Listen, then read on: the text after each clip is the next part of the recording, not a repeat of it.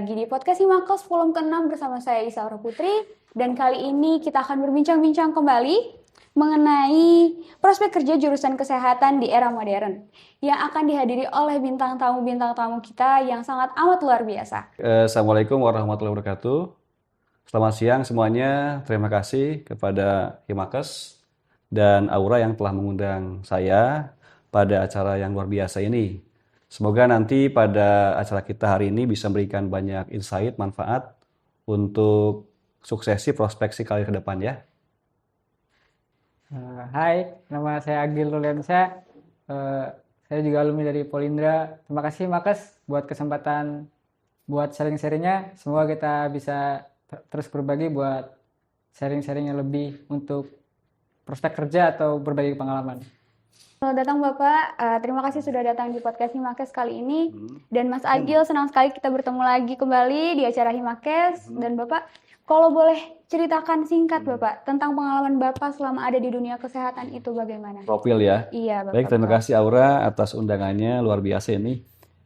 Saya memang dulu kuliah di kesehatan, Poltekkes Kemenkes Bandung tahun 98. Saya yakin namanya belum lahir ya. Betul. Saya pun dulu ketua Himakes Jawa Barat dulu ya. Dan kemudian lanjut di FKM di Jakarta dan alhamdulillah di tahun 2000 di usia 23 tahun saya PNS dan langsung sebagai dosen. Dulu saya bekerja di Akper pemerintah Kabupaten Indramayu. Ya. SK pertama sebetulnya saya di pusat karena waktu itu diminta bantuan untuk meningkatkan SDM di daerah. Akhirnya saya pindah ke Indramayu. Dan saya berkarir di dunia kesehatan itu dari tahun 2000 sampai 2025 sekarang. Dan di tahun 2019 akhirnya kami semua gerbong Akper Pemda itu ikut migrasi di bawah naungan Polindra. Itu mungkin singkatnya ya. Baik. Aura ya. Terima kasih. Sangat hebat sekali teman-teman profil dari Pak Prof.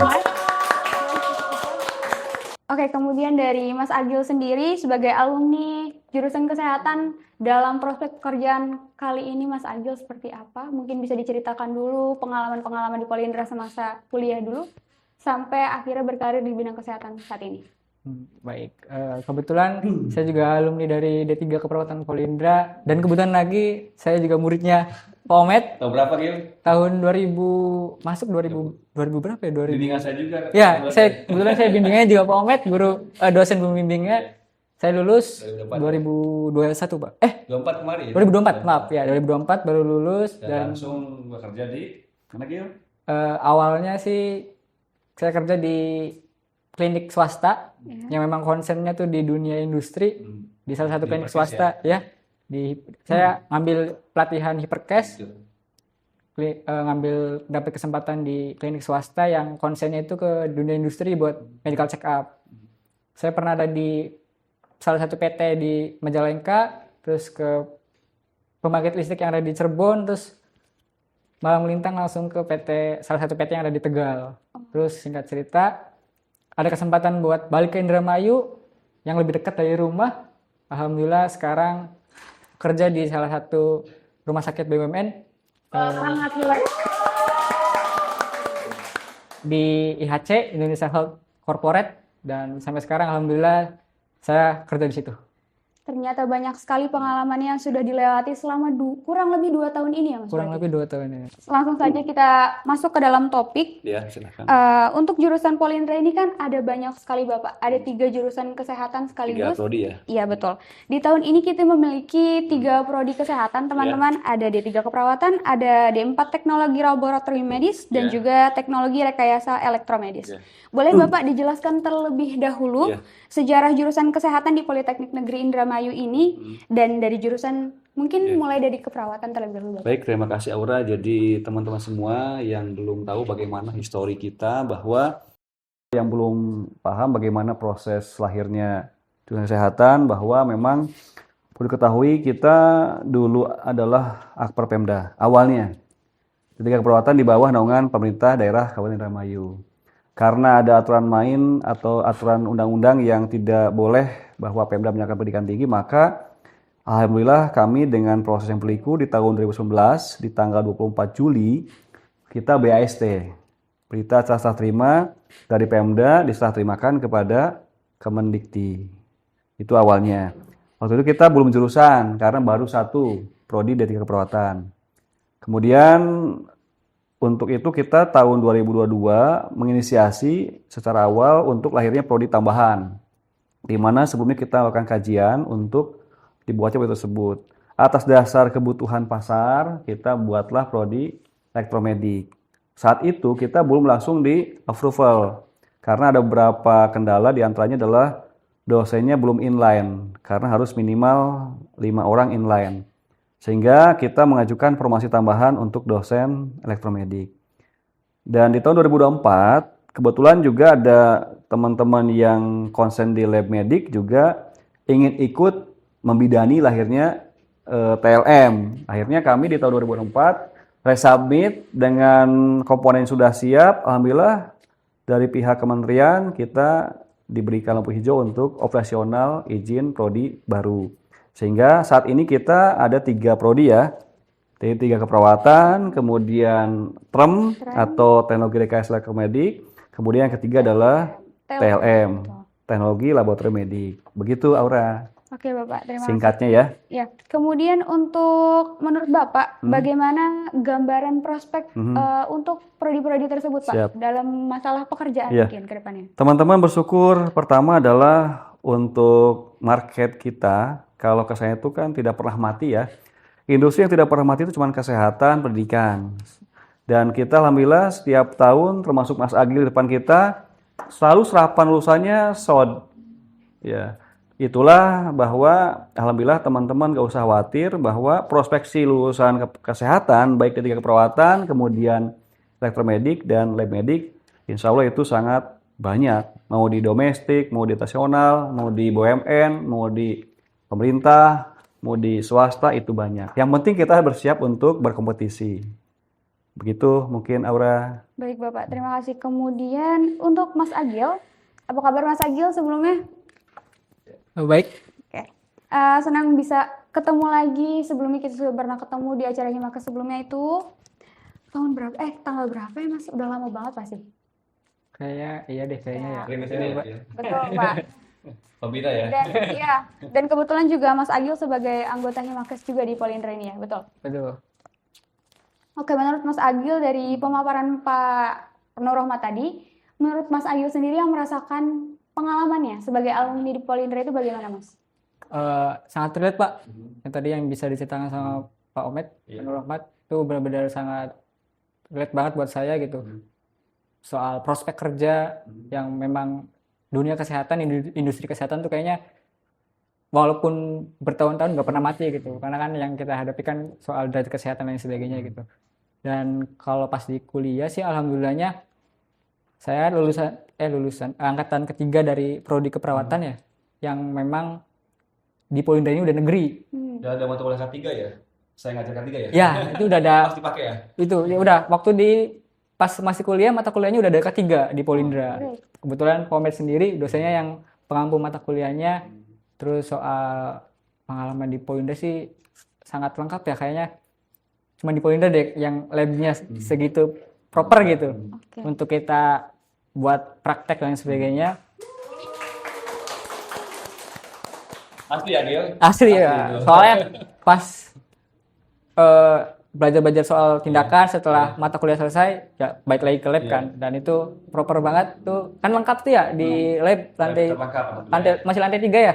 Iya, di lantai 3. Terus soal pembelajaran juga dosen-dosennya enak sih.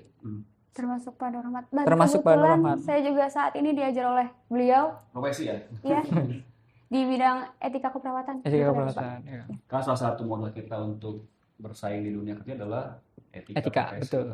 Itu hal dasar sih. Kemudian boleh Kakak ceritain sedikit pengalaman kerja saat ini? Pengalaman kerja ya. Setelah after graduate tuh saya langsung ngambilnya di luar rumah sakit karena memang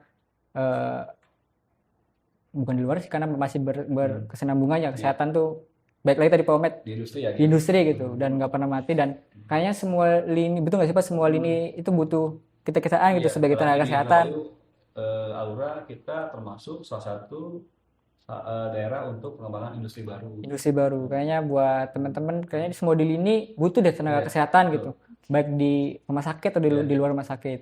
Dan kalau pengalaman kerja setelah after graduate itu saya langsung dapat kesempatan buat kerja di salah satu tadi yang PT di Majalengka. Iya.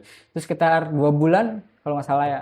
Terus saya dapat kesempatan rotasi ke salah satu pembangkit listrik yang ada di Cirebon. Saya di situ.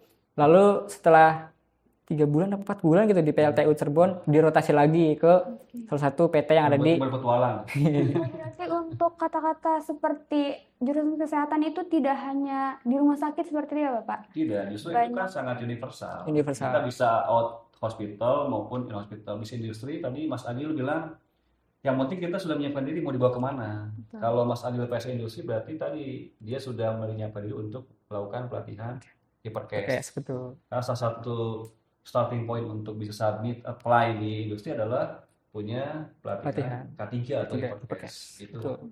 Kayaknya prospeknya banyak deh. Dan lebih enak ya. Dan lebih enak. Dan ya masih berkesinambungan gitu walaupun di luar rumah sakit karena tadi kayaknya kita harus percaya semua lini itu butuh orang-orang kayak kita gitu. Tergantung passion kita mau dibawa kemana. Mau dibawa kemana. Mungkin untuk saya sendiri sebagai mahasiswa keperawatan Bapak saat ini, pasti banyak banget teman-teman yang menanyakan perihal apakah perempuan, kita sebagai tenaga kesehatan medis perempuan, bisa juga bekerja seperti Mas Agil saat ini. Sangat possible. Semua orang punya hak yang sama. Mungkin nanti Mas Agil bisa menyampaikan, saya juga banyak perempuan, lulusan kita banyak. Ya. Jadi kita kesetaraan gender itu tidak menjadi halangan. Ya. Oke. Gitu. Baik teman-teman, sebelumnya kita sudah membuka pertanyaan di Instagram Bapak dan Mas Agil, beberapa pertanyaan dari teman-teman mungkin jurusan kesehatan juga, karena banyak sekali pertanyaan mengenai bagaimana prospek kerja, bagaimana rintangan dan tantangan di dunia kerja. Baik, langsung saja untuk pertanyaan pertama dari Faiz Azim. Min, apakah lulusan D3 keperawatan bisa kerja di bidang non-klinis? Boleh Bapak dijawab terlebih dahulu? Oh, maksud non-klinis artinya? Untuk mungkin tidak di bidang kesehatan saja. Berarti murtad ya? Dengan kompetensi kita. Walaupun pada kenyataannya banyak ya Mas Agil lulusan kita yang ternyata kerja di luar wilayah kompetensinya. Ada yang di perbankan, ada yang di asuransi. Ya, memang secara kompetensi nggak sesuai dengan jalurnya. Ya, mungkin kalau kembali ke keinginan kita sih baiknya relate dengan apa yang dicapai pada saat perkuliahan. Karena itu membantu kita pada saat proses penilaian akreditasi, yaitu apakah kompetensi pekerjaan yang menjadi serapan lulusan itu sama tidak dengan kompetensi yang didapatkan pada saat mereka kuliah, begitu. Baik. Ya. Baik Bapak, terima kasih jawabannya. Ada tambahan mungkin Mas Agil nggak? Silakan Mas Agil kalau ada tambahan. Karena banyak teman-temannya yang Betul. lintas sektor ya. Iya betul Pak. Cuman ya bisa sih sebenarnya itu. Iya. Ini non klinisnya tuh kayaknya di rumah sakit atau di luar kesehatan. Kayak bahkan ada tuh. Iya ada teman seangkatan ada yang memang tadi lulusan dari D3 keperawatan Polindra, tapi di luar tapi is okay ya Pak ya? Iya, nggak masalah. Nggak masalah. Mungkin takdirnya ya. Ya mungkin passion, baik lagi ke passion. Cuma sayang dan potensi sayang aja gitu. Oke. Kemudian Bapak ada pertanyaan selanjutnya buat Mas Agil juga. Iya. Mungkin ini bisa jadi pengalaman kita semua ya Bapak. Iya. Ada yang bertanya dari Lilo 12391. Min, bisa nggak lulusan Polindra ini ke Jepang dan biayanya itu berapa? Oh gitu. Jepang ya. Iya, Memang Pak. di Jepang ini kan ada banyak skema yang masuk kepada kita, banyak proposal dari LPK. Jepang ini memang untuk keperawatan itu kan areanya G2G. Ya, G2G itu artinya government to government. Sebetulnya banyak perusahaan atau LPK Jepang yang mengajukan proposal untuk kerjasama dengan kita. Kami kalau ada bayarannya nggak mau. Yang penting adalah implikasinya mahasiswa kita lolos, kalau boleh tambah biaya. Memang skema-skema yang masuk kepada kita itu kebanyakan LPK itu secara administrasi mereka memang nggak ada biaya ke Jepang ya. Mereka bahasanya adalah biaya pengganti bahasa. Ya. Jadi kalau boleh teman-teman yang emang punya keinginan untuk bekerja di Jepang, silahkan tinggal milih saja LPK ataupun provider yang memberangkatkan ke Jepang yang tidak berbayar. Karena banyak juga sih dari pemerintah di Kementerian KPPMI itu banyak dulu BNP 2TKI namanya ya. Jadi teman-teman tinggal memilih kira-kira dari sekian banyak proposal yang masuk yang mereka lihat, kita bisa melakukan komparasi. Kalau kita bisa melakukan proses persiapan bahasa mandiri lebih baik. Makanya kami dari institusi sebetulnya sudah menyiapkan program tersebut dengan adanya muatan lokal mata kuliah bahasa Jepang sebetulnya. Karena emang salah satu modal utama ke Jepang itu adalah di bahasa sih, bahasa. Begitu. Kemudian kalau untuk semisal anak-anak bertanya apakah ke Jerman menggunakan beasiswa itu bisa ditanggung oleh negara sendiri maupun Jerman. negara luar? Iya. Jerman sama itu, Jerman juga G2G. G2G, kita ada lulusan yang sudah bekerja di Jerman, satu orang Bangu 2. Jadi intinya Jepang, pokoknya negara-negara luar itu mereka salah satu starting point-nya adalah bahasa. Sebetulnya mereka tidak berbayar. Yang bayar itu adalah biaya untuk pelatihan bahasa. Dan biasanya dari lembaga bahasa ada banyak skema, pinjaman, loan, atau mungkin ketika mereka sudah bekerja diganti atau diambil dari potongan gaji. Tapi ada juga yang emang sama sekali tidak bayar dari program pemerintah. Kita bisa mengakses di web, di KPPMI, atau di BNP 3TKI. Itu ada skema-skema yang kira-kira kita bisa mendapatkan benefit yang tidak harus berbayar. Begitu mungkin Aura. Baik, kalau untuk Mas Agil sendiri mungkin ada rencana ingin keluar negeri, melanjutkan karir? Secara jujur belum ada untuk saat ini ya belum ada. Belum ada. Cuman teman-teman angkatan banyak yang di Jepang yang lulus politik juga. Tadi pakai skema yang berbeda gitu. Ada yang banyak banget dari angkatan pertama mungkin sampai angkatan ada banyak yang udah berangkat ke Jepang sekarang. Dan kayaknya baik lagi peluang karir keperawatan, kesehatan banyak. 27 orang yang di Jepang. Yang udah di Jepang. Itu alumni Polindra semua tuh.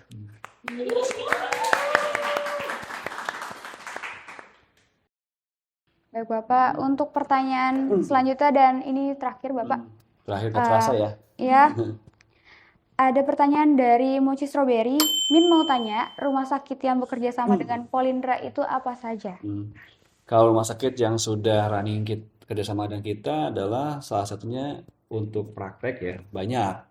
Kita kan ada skema praktik mahasiswa dari Bandung, kita gunakan lahan beberapa rumah sakit, kemudian di Cirebon ada rumah sakit Gunung Jati, Ajunangun, Indramayu, kemudian rumah sakit Pantura Stout Patrol, kemudian di Semarang kita pakai juga, di Magelang kita pakai juga, di Brebes, Pekalongan. Kalau untuk kerjasama internship atau magang. Untuk skema lain adalah kita ada kerjasama untuk proses rekrutmen. Alhamdulillah kita sudah melakukan signing atau penandatanganan kerjasama untuk rekrutmen bagi mahasiswa lulusan Polindra yaitu Mitra Plumbon Group. Ya, teman-teman silahkan ambil kesempatan bahwa kita setiap semester 5 teman-teman boleh mengambil waktu untuk ikut tes. Oh bisa Pak? Bisa. Karena kita sudah kerjasama. Alhamdulillah kita sudah berlangsung kerjasama 2 tahun dan semua mahasiswa dari keperawatan semuanya tanpa terkecuali yang memang berminat kita melakukan proses seleksi di tempat kita di kampus. Dari pihak XR di sana datang. Bagi yang lulus seleksi langsung mereka dapat kontrak kerja ikatan dinas 2 tahun dan yang lulus mendapatkan kompensasi biaya UKT semester 6 di-cover oleh pihak Mitra Plumbon Group. Tepuk tangan dong. Dan alhamdulillah tahun pertama yang lulus itu ada 10 orang. Tahun ini ada 14 orang. Ini sebuah hal yang menarik dan tentunya teman-teman tahu bagaimana reputasi Mitra Plumbon Group ya. Jadi silakan teman-teman nih yang masih ongoing semester 5 Mbak Aura dan teman-teman untuk menyiapkan diri tesnya di sini. Kemudian juga rumah sakit Jam-Jam kita juga ada proses yang sedang kita siapkan untuk skema yang sama. Jadi untuk skema rekrutmen yang sudah terdokumentasikan, yang sudah terlegalkan adalah Mitra Plumbon Group. Jadi ada Mitra Plumbon Cirebon, Mitra Plumbon Widasari, Mitra Plumbon Patrol, dan Mitra Plumbon Majalengka. Luar biasa. Kemudian untuk menghadapi rekrutmen tersebut, mungkin dari Mas Agil sendiri yang sudah mengalami ya, bagaimana sih Mas, ada nggak tips dan cara yang paling jitu gitu untuk mahasiswa D3 Keperawatan ini lolos dalam tahap tersebut? Yang pertama sih, karena kita tadi sesuai pasarnya kita kan D3 ya, vokasi ya. Kayaknya kita paling jago buat tindakan gak sih? Oke. D3 buat vokasi ya, karena kan kurikulumnya kan kita di penekanan persenanya kan lebih ke daripada praktek ya. Iya, betul. Nah, mungkin kita punya privilege buat tindakan tuh kayaknya jago gitu. Dan kayaknya buat hal-hal yang lain yang disiapkan mungkin paling penting tadi knowledge, pengetahuan ketika teman-teman harus gimana pas proses pembelajaran di kampus, di lahan praktek, atau pas nanti semester 5-6 magang. Iya, betul. Itu jadi tolak ukur buat teman-teman gitu. Oh, ini nih saatnya saya gitu. Jangan sia-siain ketika teman-teman udah dia di kampus gitu belajarnya, terus pas di magang males-malesan. No. Nah, Itu ya. saatnya. Nah, budaya itu kan habit ya. Habit. Karena kita kalau sudah habitnya bagus terus bagus, bagus. kalau kita pas apalagi magang ya, Ya. bolos, waduh kayaknya mahal banget. Jangan bolos deh. Soalnya itu kan waktunya kita gitu, kapan lagi ketemu pasien langsung, komunikasi secara langsung ke pasiennya, apa-apa yang dilakuin di kampus kan kayaknya langsung gitu ketemu pasien. Terus mungkin kompetisi lainnya seperti pelatihan yang harus kita lengkapin gitu buat daya tarik lebih dibandingkan hanya sekedar kita ngejual ijazah yang tadi gitu. Oke.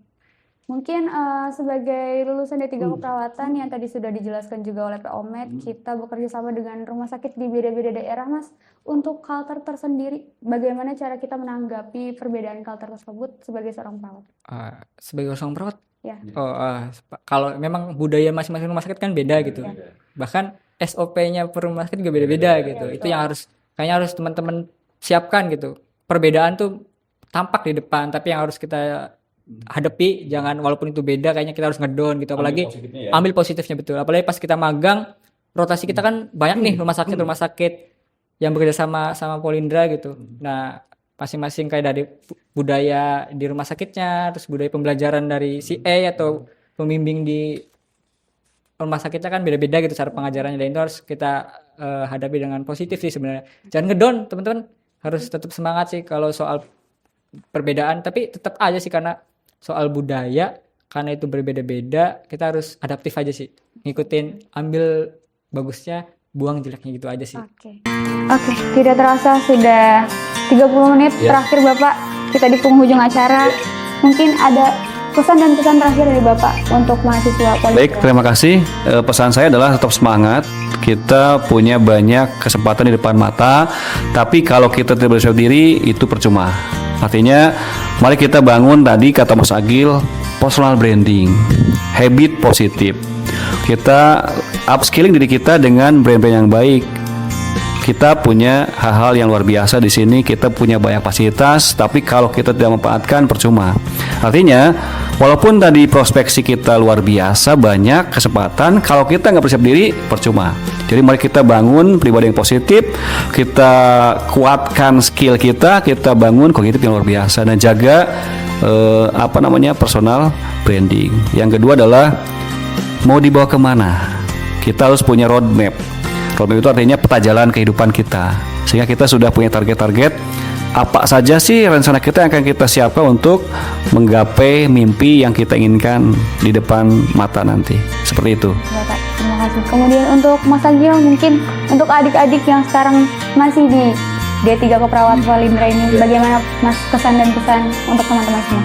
Kayaknya kita punya dosen tuh kayaknya Alhamdulillah luar biasa. luar biasa lah. Luar biasa.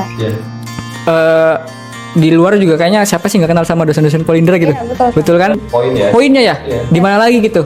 Kita punya perlengkapan yang baik dengan mungkin biaya. Tidak berbayar prakteknya. Nah, betul. Dan kalau pesan-pesan, semangat aja deh buat teman-teman. Percaya kalau kita dibutuhin di semua di mana, kecuali Betul. teman-teman nggak mau berusaha. Tadi Pomet bener bilang kalau kitanya nggak siap, Iya. nah susah tuh. Jadi penonton nanti. Jadi penonton betul. Oke, terima kasih. Tepuk tangan kepada teman-teman.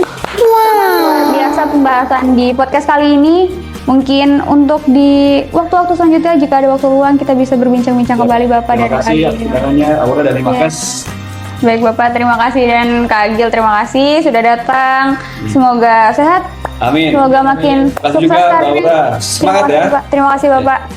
Dan semoga kita sebagai lulusan D3 makin Iya. memiliki perkembangan di dunia modern kali ini. Harus semangat semua. Sampai jumpa teman-teman di volume selanjutnya. Terima kasih dari saya, Isora Putri. Assalamualaikum warahmatullahi wabarakatuh. Waalaikumsalam warahmatullahi wabarakatuh. Oke Sobat Binkes, jangan lupa subscribe, like, and comment di channel YouTube Himakes.